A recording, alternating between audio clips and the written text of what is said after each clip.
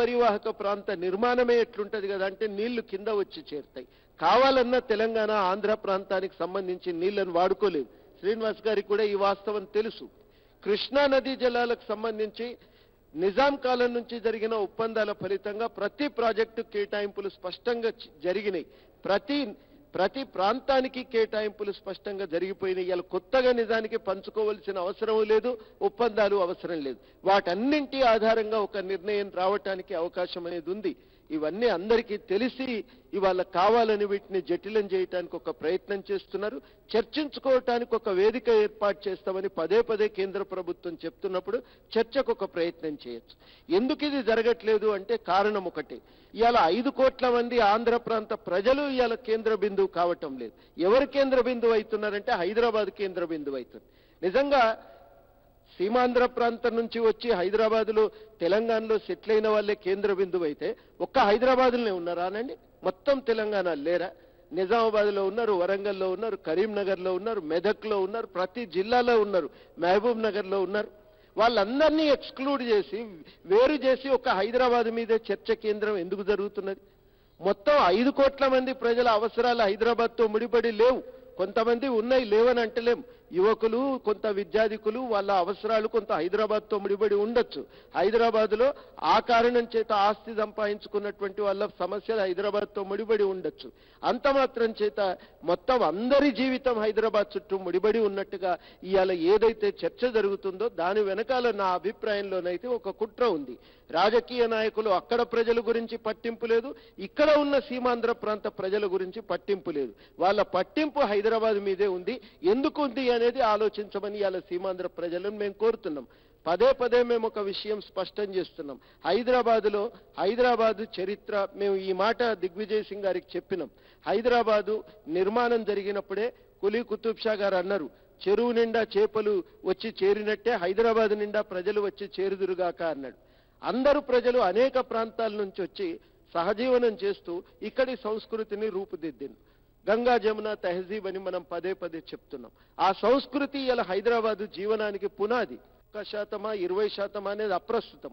1% ఉన్నా 0.5% ఉన్నా వాళ్ళకు కూడా ఇక్కడ గౌరవప్రదంగా బతికే అవకాశం ఉండాలని మేము పదే పదే నమ్ముతున్నాం. ఈ సాంస్కృతిక వారసత్వం వల్ల హైదరాబాదులో సమస్యలు రావనేది మొదటి ఆర్గ్యుమెంట్, జేఏసీగా మేము చెప్తున్నాం. రెండవ మాట, భారత రాజ్యాంగ కింద అందరికీ అన్ని హక్కులు ఉన్నాయి, సంక్రమిస్తాయి పౌరులుగా. ఆ సంక్రమించేటువంటి హక్కులు అమలు చేయించుకోవటానికి వ్యవస్థలు ఉన్నాయి, మానవ హక్కుల కమిషన్ నుంచి హైకోర్టు దాకా. వాటన్నింటిని నేపథ్యంలో హక్కుల పరిరక్షణకు ఇబ్బంది ఉండదు అని చెప్పినాం.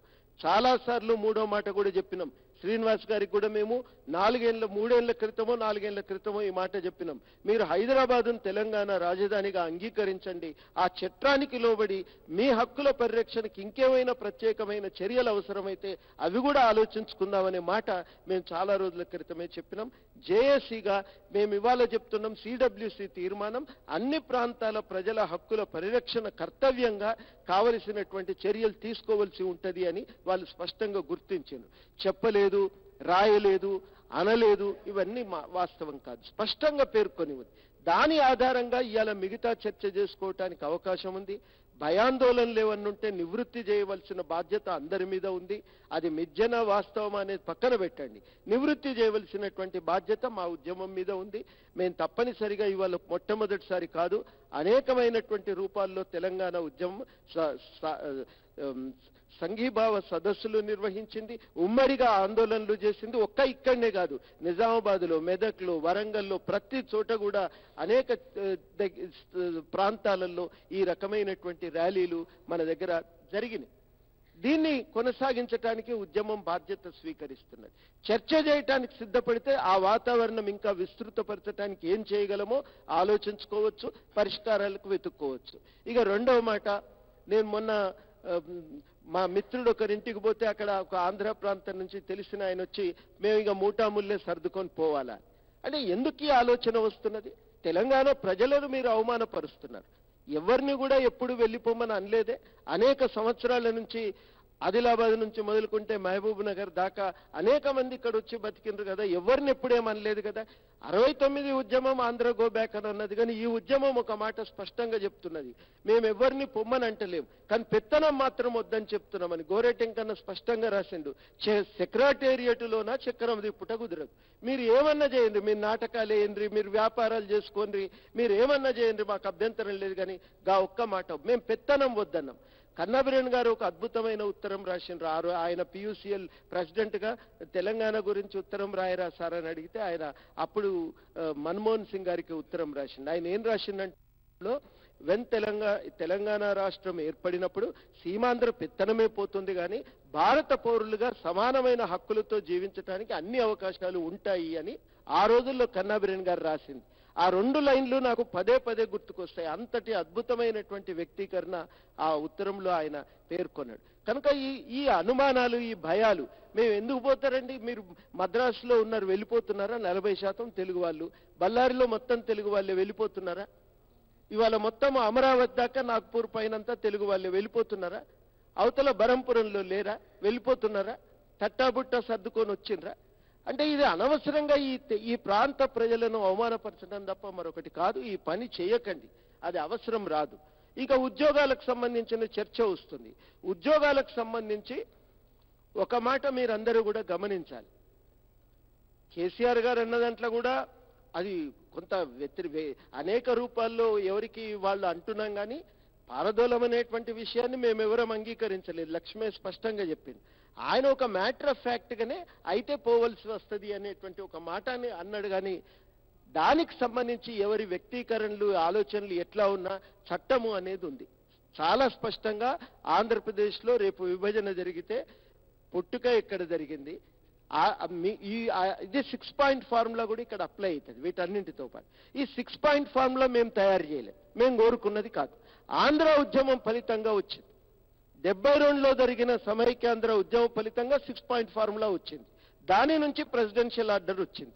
ఆ ప్రెసిడెన్షియల్ ఆర్డర్ ప్రకారమే ఎవరెక్కడ పనిచేయాలనేది నిర్ణయం అయితే తప్పగాని మన ఇష్టమా, నేను కోరుకుంటే అందరు వెళ్ళిపోవాలని అవుతుందా? భారతదేశం గట్లే పనిచేస్తున్నదా? చట్టాలు ఉన్నాయి, చట్టాల ప్రకారం ప్రభుత్వం పనిచేస్తుంది. పని చేయకపోతే అడగటానికి వేదికలు ఉన్నాయి, కొట్లాడటానికి ఇట్లాంటి నిర్మాణాలు, సమితులు ఉన్నాయి. ఇవన్నీ రకాల ప్రయత్నాలు ఉండగా లేనిపోని అపోహలను, భయాలను సృష్టించి ఇవాళ సెక్రటేరియట్లో ర్యాలీ తీస్తున్నారు. బయటికి 2 సంకేతాలు పంపిస్తున్నారు. మొదటిది ఏంటంటే మొత్తం వాళ్ళే ఉన్నారు కదా సార్, ఒక అర్థం పోతుంది బయటికి. రెండోదేంది, ఏమన్నామని సార్ ఇన్ని రోజులు ఒక్కనాడు కూడా ఆందోళనలో ఎన్నడూ అనలేదు కదా, ఎందుకు ఇక్కడ లేని భయాలని ఇలా ప్రత్యేకంగా తీసుకొస్తున్నారు? కనుక ఇది దేనికి దారితీస్తున్నది అనేది కూడా ఆలోచించాలి. బాధ్యత తెలంగాణ ఉద్యమం పైన ఎక్కువ ఉంటుంది. ఎందుకంటే మేము తెలంగాణ కోరినాం, రేపటి తెలంగాణ ఒక ప్రజాస్వామిక తెలంగాణగా ఉండాలని ఆకాంక్షిస్తున్నాం కాబట్టి మా మీద ఎక్కువ బాధ్యత ఉంటుంది. మేము తప్పనిసరిగా ప్రజాస్వామిక తెలంగాణ నిర్మిస్తాం. అయితే ఆంధ్ర ప్రాంత మేధావుల మీద, ప్రజాస్వామిక వాదుల మీద, ప్రజల మీద ఒక బాధ్యత ఉంది. తమ స్వప్రయోజనాల కోసం రాజకీయ నాయకులు చెప్పిన ప్రచారాలను నమ్మి రెచ్చిపోయి తెలంగాణ ప్రజల మీద రెచ్చిపోయి చేసేటువంటి వ్యాఖ్యానాలను మీరు నమ్మకండి. చర్చించుకోవడానికి మేము సిద్ధంగా ఉన్నాం. ఇది మేము స్పష్టంగా చెప్పదలిచినాం. హైదరాబాద్తో ఉండే పిరికెడు మంది దానికోసం మొత్తం హైదరాబాద్ కేంద్రం ఎందుకు చేస్తారండి? అశేషమైన మీరు అంటున్నారు మా ప్రాంతమే అభివృద్ధి చెందలేదని. ఎందుకు హైదరాబాద్ను కేంద్రంగా చేసిండ్రని అడగండి. ఇప్పుడు ఆ తప్పును సరిదిద్దుకోవటానికి వెసులుబాటు ఉంది కదా. మొత్తం విశాఖపట్నం నుంచి తడ నుంచి ఇచ్చాపురం దాకా తీర ప్రాంతాన్ని అభివృద్ధి చేయొచ్చు కదా, అక్కడ వ్యాపారాలను పెంచుకోవచ్చు కదా, అక్కడ కూడా సెంట్రల్ యూనివర్సిటీ వస్తుంది కదా. అద్భుతమైన రాజధాని నగరం రేపు నిర్మించుకుంటే, ఇంతకుముందు చౌదరి గారు చెప్పిన హనుమాన్ చౌదరి గారు, నాకు తెలియదు వాస్తవానికి, 10 ఏళ్లలోనే ఈ ఐటీ సెక్టర్ వచ్చింది. అక్కడ రాకపోదా ఇదంతా? ఈ అభివృద్ధి జరగదా? అక్కడ అవకాశాలు కలగయా? అక్కడ పరిశ్రమలు రావా? ఈ ప్రైవేట్ సెక్టర్ హైదరాబాద్లో ఉన్న ఉద్యోగాలు ఎవరు బీక్తారండి? దానికి రూల్స్ లేవు, రెగ్యులేషన్స్ లేవు. అవి ఎవరు ఎక్కడ పని చేసుకుంటూ ఉంటారో అక్కడ పనిచేస్తుంటారు. ఇక్కడ నుంచి పోయి బీహార్ వాళ్ళు పోయి పంజాబ్లో పనిచేస్తలేరా, బొంబాయిలో పనిచేస్తలేరా? ఎక్కడెక్కడనో పనిచేయడానికి అవకాశాలు ఉన్నాయి. ఈ అనుమానాలు అనవసరంగా మనసులో పెట్టుకోవద్దని మేము స్పష్టంగా చెప్పదలిచినాం. ఆఖరిగా ఇంకొక విషయం కూడా మనం గమనించాలి. ఏంటంటే దీనికి సంబంధించి తప్పనిసరిగా రేపు విభజన విషయంలో చర్చ జరుగుతుంది. చర్చ జరిగినప్పుడు మేము మా హక్కుల కోసం నిలబడతాం.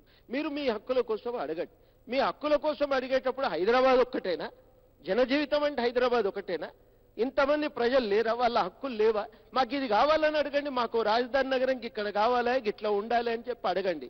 హైదరాబాద్లో చార్మినార్ ఉన్నది, నాకు కూడా చార్మినారే కావాలంటే అట్లా రాజధాని నగరం నిర్మాణం జరగదు. రాజధాని నగరం ఇయ్యాలున్న పరిస్థితులు బట్టి హైదరాబాద్ కంటే మంచిగా అవుతుంది, కానీ ఇంకా చెడ్డగానైతే కాదు కదా. ఎందుకు దీన్ని అన్నింటినీ రభస చేసి ఈ ఉద్యమాలను సృష్టిస్తున్నారని చెప్పి మేము ఇవాళ అడుగుతున్నాం. ఇవాళ ఆంధ్ర ప్రాంత నాయకులకు చెప్పేది ఏంటంటే, మీరు బలవంతులు, ఢిల్లీలో చక్రం తిప్పగలిగే శక్తి ఉన్నది. ఈ చర్చ మీరు నడపలేరా? ప్రజలకు వాస్తవాలు వివరించి అర్థవంతంగా చర్చ నడిపి వారి హక్కుల పరిరక్షణ కోసం కూడా మీరు చర్యలు తీసుకోలేరా? ఎందుకు ఈ రకమైనటువంటి మభ్యపెట్టే ప్రయత్నం చేస్తున్నారని సూటిగా అడుగుతున్నా. ఎక్కడో ఒక దగ్గర అనుమానాలు వస్తున్నాయి. మీ భూములు, సంపద ఇవన్నీ దెబ్బతింటాయని మీరు ఏమైనా భయపడుతున్నారా? మాకైతే అనుమానం వస్తున్నది. విభజన అంటూ జరిగితే రెండు ప్రాంతాల్లో బలహీన వర్గాలకే న్యాయం జరుగుతుంది. సామాజిక న్యాయం బలంగా పెంపొందే అవకాశం ఉన్నది. ప్రజలు కేంద్రంగా అభివృద్ధి జరగటానికి అవకాశం ఉన్నది. ఇవాళ ఉన్నటువంటి రాజకీయ నాయకులకు పట్టుబోతుందనేటువంటి ఒక భయం ఉందేమో అని నాకు బలంగా అనిపిస్తున్నది. పట్టుపోయినట్టు అయ్యేది ఉంటే ఏమవుతుంది? ఈ రాజకీయాలే పెట్టుబడిగా వ్యాపారం చేసుకుంటున్నారు. ఇవాళ ఉన్నటువంటి నాయకులు, ఆంధ్ర ప్రాంత నాయకులందరూ వాళ్ళు ఎంపీలు మాత్రమే కాదు, ఎమ్మెల్యేలు మాత్రమే కాదు, వాటన్నింటికంటే మించి వాళ్ళు కాంట్రాక్టర్లు, రియల్ ఎస్టేట్ డీలర్లు.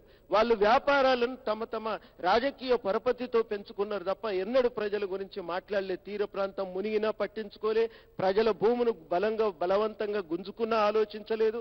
అక్కడ ప్రజలు రైతులకు అనంతపురంలో నీళ్లు దొరకకుండా ఆత్మహత్యలు చేసుకున్నా అడగలేదు. ఏనాడు ఏ సమస్య గురించి పట్టించుకోలేదు.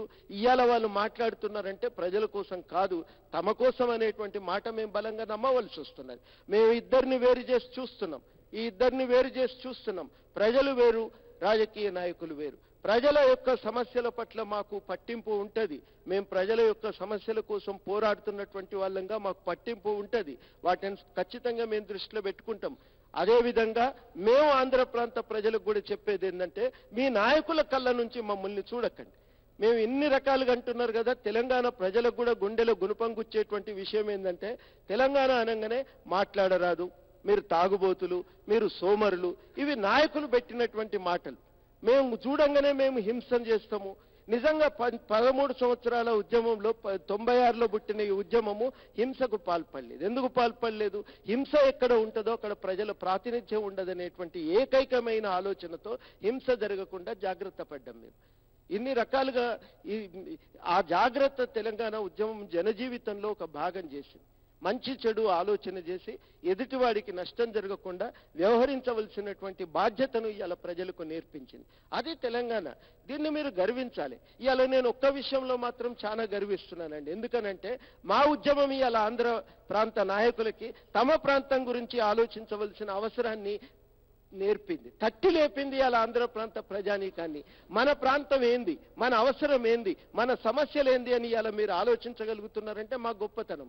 అనంతపురం నుంచి మాకు ఫ్రెండ్ ఫోన్ చేసి నాకు కంగ్రాచ్యులేషన్ చెప్తే, ఇప్పుడు మీ గురించి మీరు ఆలోచిస్తారు, ఇన్ని రోజులు మేము చెప్తే వినలేదు అంటే వాస్తవమే. ఇవాళ మేము మా గురించి ఆలోచించడం మొదలుపెట్టినాం. మీలో ఈ సోయి రగిలించిన ఘనత మాదే. మేము తప్పకుండా సంతోషిస్తున్నాం. కానీ ఇంతకంటే మంచిగా మీ ప్రాంతాన్ని అభివృద్ధి చేసుకోగలిగే శక్తి కూడా మీకున్నదని గుర్తిస్తున్నాం. ఆ శక్తిని మీరు ఉపయోగించండి. అది మేము స్పష్టంగా చెప్పదలిచినాం. మేము నిజంగా ఇవాళ ఏ రకంగానైతే కారంచేడులో ఘటనలు జరిగినా, చుండూరులో ఘటనలు జరిగినా మేము బాధపడ్డాం. అక్కడ పోయినా మా ప్రాంత ప్రజలతో ఉన్నాం. మొత్తంగా ప్రకాశం జిల్లాలో అక్కడ చేనేత కార్మికులు ఆత్మహత్య చేసుకున్నప్పుడు మేము పోయినాం. మొత్తం అక్కడ చేపల చెరువులు పేరుతో వ్యవసాయం దెబ్బతింటున్నప్పుడు మేము అక్కడికి పోయినాం. తీర ప్రాంతం అంతా మత్స్యకారుల హక్కులు పోయి ట్రాలర్స్ వస్తున్నప్పుడు మేము అక్కడికి పోయినాం.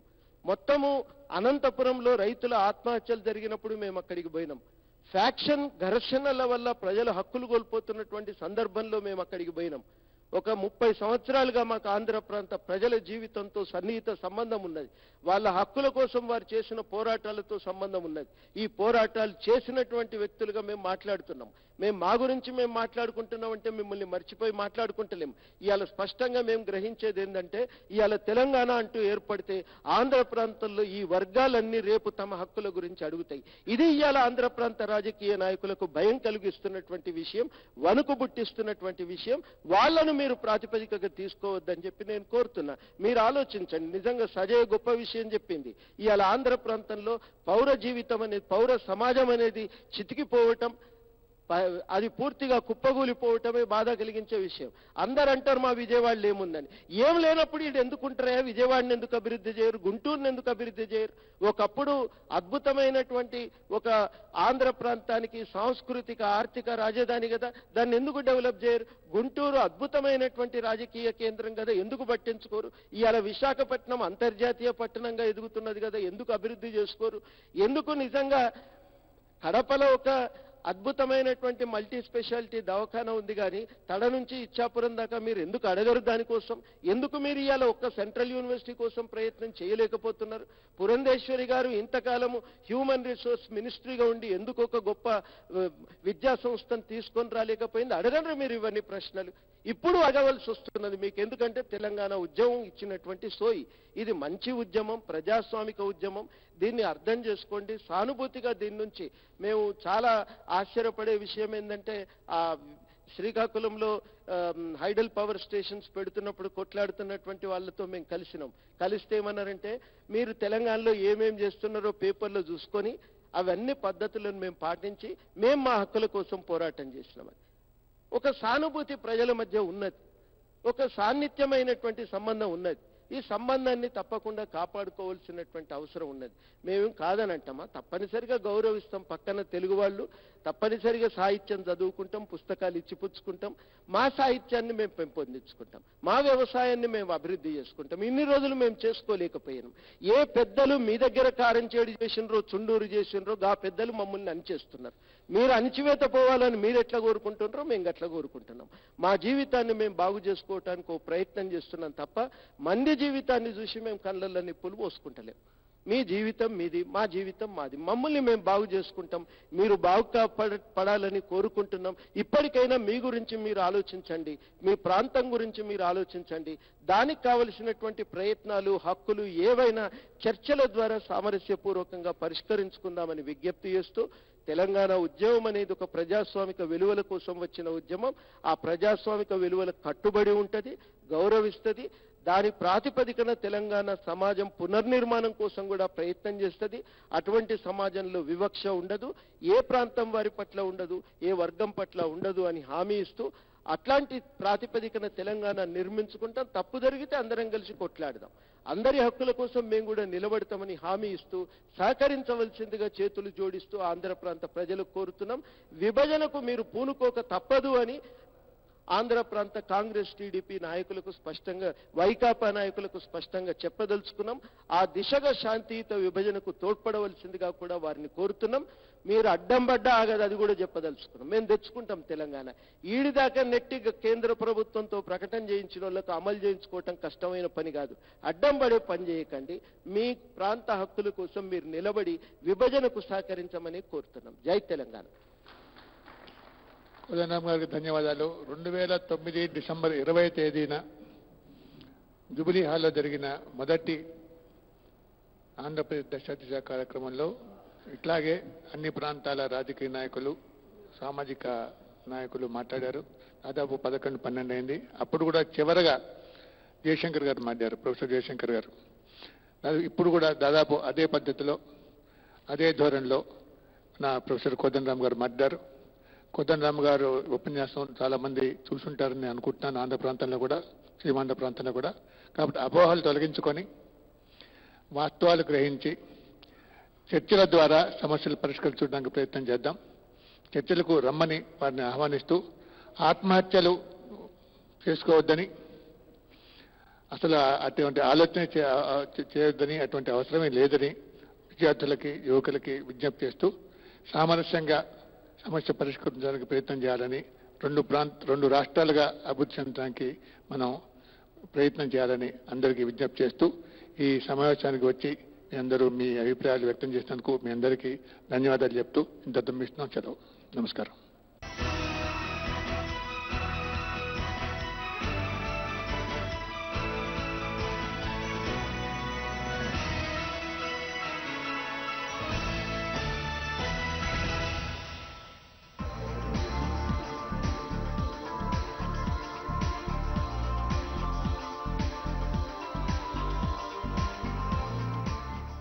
గ్రామీణ ప్రాంత ప్రజలకు దంత సమస్యలపై అవగాహన కల్పిస్తూ తక్కువ ఖర్చుతో పరిష్కారం చూపిస్తోంది గాయత్రి సూపర్ స్పెషాలిటీ దంత వైద్యశాల, సిరిసిల్ల, కరీంనగర్ జిల్లా. ఫోన్ 9849532456 72763327.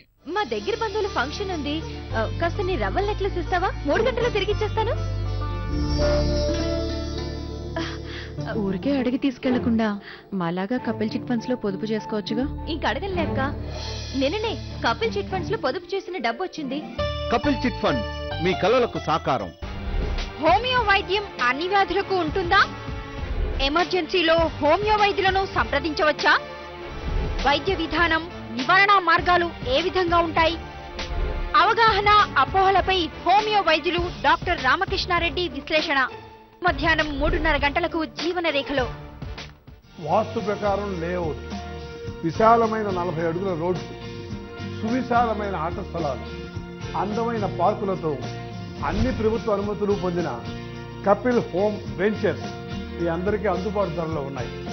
ఈ రోజు ప్లాట్ కొనాలన్న మీ నిర్ణయం మీ భవిష్యత్తుకు ఒక వరం. కపిల్ హోమ్, ఇది మీ శాశ్వత చిరునామా. జూలై 31న ప్రకటించిన సిఈ ఐపీసీసీ ఫలితాల్లో రాష్ట్రంలో మరెవ్వరికీ సాధ్యం కాని విధంగా 10 ఆల్ ఇండియా ర్యాంకులు సాధించి కింగ్ ఆఫ్ కామర్స్ గా నిరూపించుకున్న మాస్టర్ మైండ్స్. ఇవి కేవలం ఒక్కరోజు ర్యాంకులు మాత్రమే. Master minds.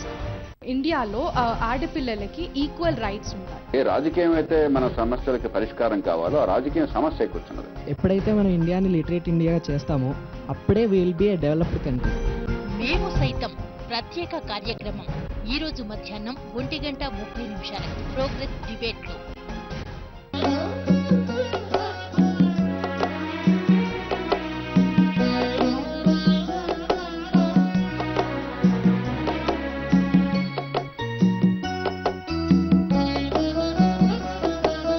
జాను తెనుగు నుడికారం తేనెలూరు పదసారం మానవాళి మనుగడలో మంచి చెడుల పరిణామం. జాను తెనుగు నుడికారం తేనెలూరు పదసారం మానవాళి మనుగడలు మంచి చెడుల పరిణామం. సంతరించుకున్న 100 వసంతాల సంతకం, సంతరించుకున్న 100 వసంతాల సంతకం. విశ్వ సాహితీ వీధుల తెలుగు కథకు వందనం, తెలుగు కథకు వందనం, తెలుగు కథకు వందనం. జాను తెనుగు నుడికారం తేనెలూరు పదసారం మానవాడి మనుగడలు మంచి చెడుల పరిణామం. ఆ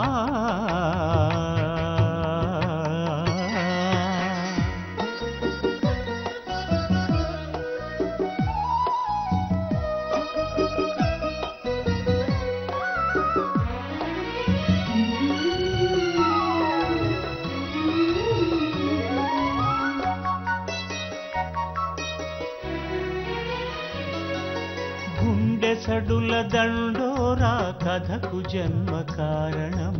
అండగ గురజాడ జాడ దిద్దుబాటు ప్రేరణం. వట్టి కోట కాళోజీ గట్టి కథల నిర్మాణం. సురవరం ప్రతాప దీప శిఖాదర్శ నిదర్శనం. ఇల్లిందల సారస్వత నెల్లూర్ కేశవ సదనం. వేలూరిని కొన కళ్ళను వెలిగిన అక్షర కిరణం. ఇల్లిందల సారస్వత నెల్లూర్ కేశవ సదనం. వేలూరిని కొన కళ్ళను వెలిగిన అక్షర కిరణం. విశ్వనాథ శైలీ శైలూషిక బహు విలక్షణం.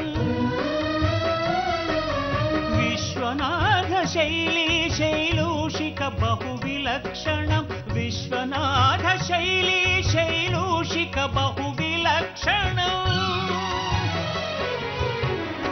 విశ్వనాథ శైలీ శైలూషిక బహు విలక్షణం.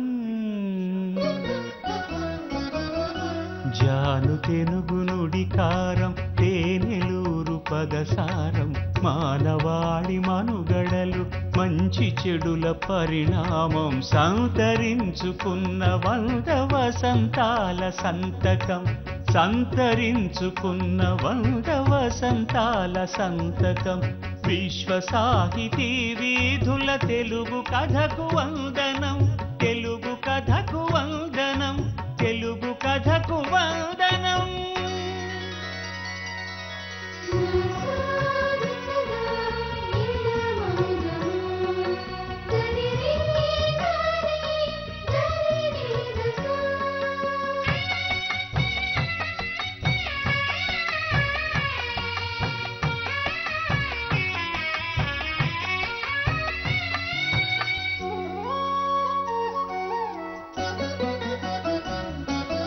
దోపిడీని ఉరిపిడిని ఛేదిస్తూ శోధిస్తూ నడవడికొక వరవడిగా కథనాలను సంధిస్తూ సాగిన శ్రీపాదం మల్లాది శిల్పగమనం.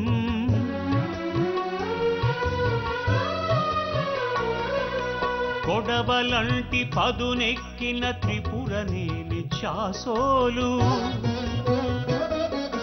కొడవలంటి పదునెక్కిన త్రిపురనేని చాసోలు పాలగుమ్మి పురాణాల రసరచనావేశాలు మాండలికపు నారుమడుల వన్నెల మాగోకలే కండ కలుగు శాస్త్రీయత కదులు రావి శాఖలే మగువ మేధ కదలికలకు చలం కలం సంచలనం మగువ మేధ కదలికలకు చలం కలం సంచలనం మగువ మేధ కదలికలకు చలం కలం సంచలనం. జాను తెనుగు నుడికారం తేనెలూరు పదసారం మానవాళి మనుగడలు మంచి చెడుల పరిణామం సంతరించుకున్న 100 వసంతాల సంతకం సంతరించుకున్న 100 వసంతాల సంతకం విశ్వ సాహితీ వీధుల తెలుగు కథకు వందనం తెలుగు కథకు వందనం తెలుగు కథకు వందనం.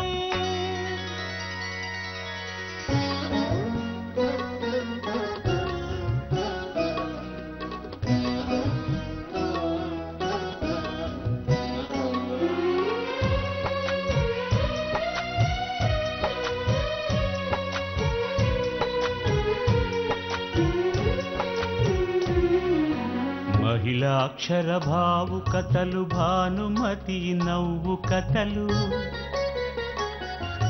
ముళ్ళపూడి బుడుగడుపుల పిల్లల ఎగసవ్వడులు